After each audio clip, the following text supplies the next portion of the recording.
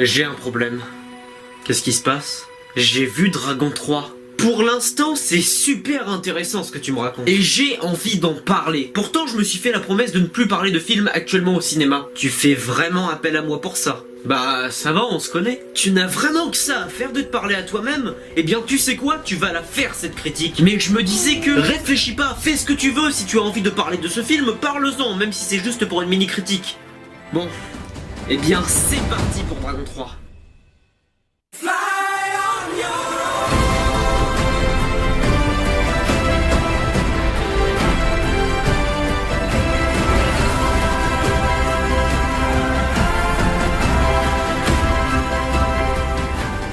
Dragon 3, le monde caché, réalisé par Dean DeBlois, déjà à l'œuvre sur les 2 premiers volets de la saga. Revenons donc sur ces 2 premiers volets.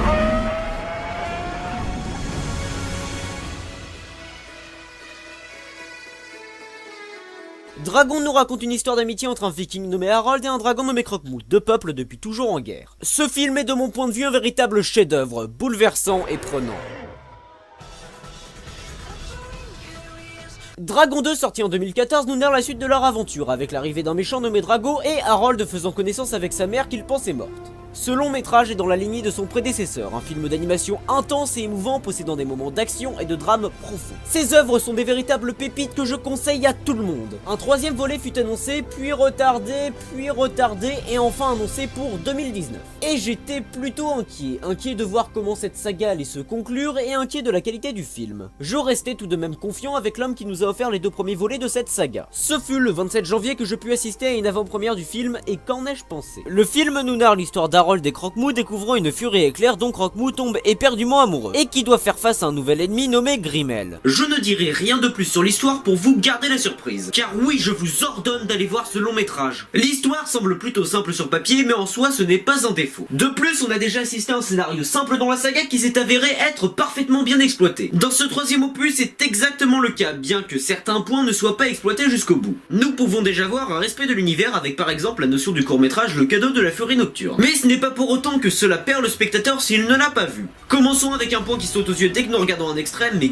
qu'est-ce que c'est beau! L'animation est superbe et nous offre encore une fois une multitude de détails. Par exemple, le regard des dragons constitué de 1001 reflets ou le sable plus que réaliste lors de la parade de Croque-Mou. Les décors sont eux aussi très bien travaillés. Lors de la première moitié du film, Burke possède une structure jamais vue auparavant dans la saga, tout en allant dans les couleurs du second film. Puis nous pouvons découvrir de nouveaux paysages semblant être des lieux véritablement sauvages, une flore regorgeant de créativité. Les personnages sont eux très bien travaillés. En tout cas du côté des héros. En effet, pour les autres, on y reviendra. Les personnages principaux possèdent tous une évolution notable et très intéressante, surtout entre Harold et Croque-Mou. En ce qui concerne les compagnons d'Harold, ce ne sont que des figurants, tout comme dans le second opus. Mais ici, ils encombrent un peu plus le récit, en particulier rustique. Du côté des méchants, nous avons en tête Grimmel et 3 autres méchants, Osef très peu intéressants, qui ne servent pas à grand chose et que j'aurais aimé voir un peu plus à l'œuvre sur la fin. L'antagoniste principal de ce volet est souvent pointé du doigt comme étant le plus mauvais point du film, n'arrivant pas à la cheville de Drago. De mon côté, je ne le trouve pas si raté. Attends.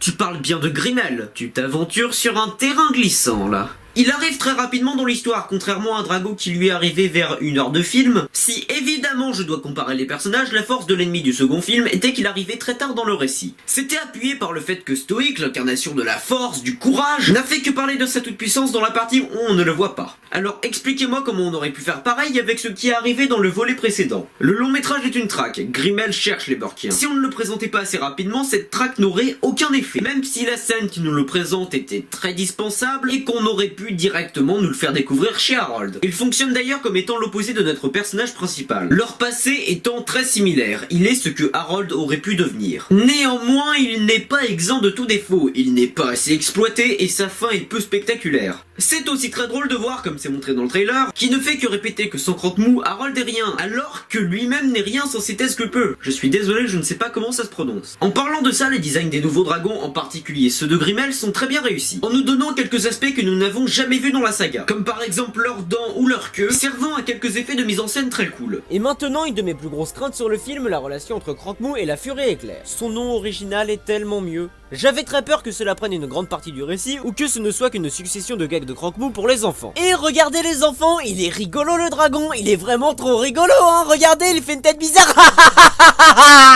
Et Eh bien pas du tout. Certes il y a 2 scènes centrées principalement sur eux, mais ça n'encombre pas l'histoire en offrant des passages magnifiques, notamment toute la scène dans les nuages qui possède de sublimes jeux de lumière. En parlant de relations amoureuses, j'ai été très content de voir une évolution entre la relation d'Astrid et Harold. J'ai vu le long métrage en VF pour l'instant, et même si pour le premier film j'avais une préférence pour la VO, ici la VF est très bien réussie. Les doubleurs réussissent à donner vie à leur personnage avec leur voix. Mention spéciale à Michel Dodan qui double Gullford. Si je dois donner un point négatif au film, même si ce n'est pas grand chose, c'est bel et bien son humour. Comme dans tous les volets de la saga, il y en a. Mais ils savent disparaître quand le drame arrive. Par exemple, dès que l'histoire d'amitié entre Harold et Croque-Mou est lancée dans Dragon premier du nom, l'humour est absent. Dans ce troisième opus, l'humour est très marqué au début, mais est moins présent dans les autres parties du long métrage. Ce n'est pas pour autant qu'il n'est pas lourd. Quand c'est une scène qui peut montrer des éléments sur un personnage, c'est dur de ne pas spoiler, je peux laisser ça passer. Comme par exemple la très longue scène avec Kondur. Mais quand une blague n'a aucune signification à part briser le récit, je ne laisse pas ça passer. En particulier le personnage de Rustic. John Powell nous offre ici, comme à son habitude dans cette saga, une magnifique musique nous faisant voyager avec les personnages, vivre l'action en même temps qu'eux, appuyant les scènes de drame, d'émerveillement, et comme à chaque fois dans la saga, le thème principal, le Flying Theme, arrive avec grandiose dans 2 moments extrêmement émouvants. De mon point de vue, les musiques qu'il a apportées à la saga sont une des meilleures bandes originales du cinéma. La réalisation du film est efficace et nous offre des séquences poignantes et émouvantes. Les transitions sont très bien effectuées, je pense surtout à la fête du nouveau village face au vol des Furies. Comme à son habitude dans la saga, Dean DeBlois nous offre des scènes de vol réalistes, envoûtantes et spectaculaires. La séquence finale est la plus mémorable du long métrage, mêlant à la fois action et émotion avec brio, surtout l'émotion. Nous montrons une véritable conclusion pour tous les personnages et l'histoire. Et quelle conclusion! Tout ça mêlé de la magnifique musique de John Powell. Vous l'avez compris, Dragon 3 est bel et bien une pépite du cinéma à la hauteur de ses prédécesseurs. Une œuvre remplie d'émotions et de passages prenants, domptée d'une animation superbe foisonnant de détails. Certes, le long métrage possède quelques points négatifs, comme par exemple un méchant correct mais pas assez exploité pour un dernier volet, ou un humour un peu trop présent par moments.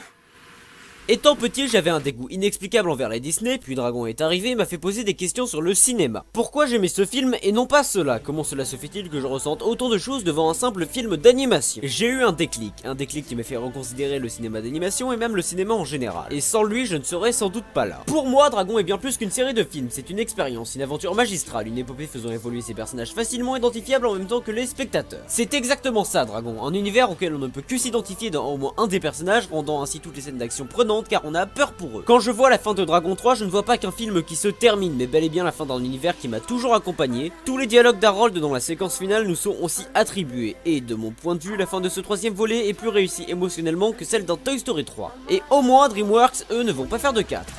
Je vais bien évidemment faire une autre critique sur le film bien après qu'il soit sorti en DVD. Mais pour l'instant, je n'ai plus qu'à remercier Dragon pour tout ce qu'il m'a offert, laisser la saga s'en aller, lui souhaiter le plus beau des repos et ne pas oublier toutes les émotions qu'il a réussi à me transmettre. Dragon, Dean DeBlois, Chris Sanders, Simon Otto, John Powell, merci pour tout.